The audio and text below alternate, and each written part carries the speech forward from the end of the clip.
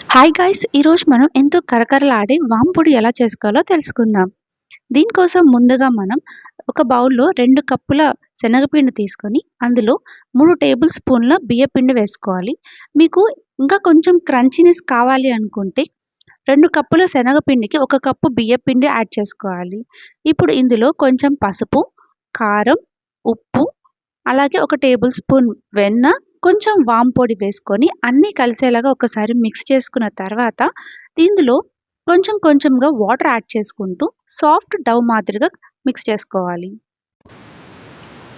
వీటిని మా సైడ్ వాము పొడి అంటారు. మరి మీ సైడ్ మీ లాంగ్వేజ్‌లో ఏమంటారో కింద కామెంట్ సెక్షన్‌లో రాయండి.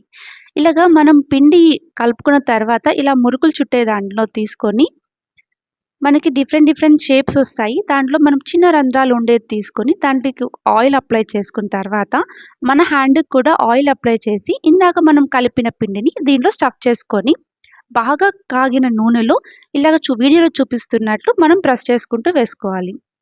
ఇలా వేసిన వెంటనే గరిటె పెట్టేయకండి.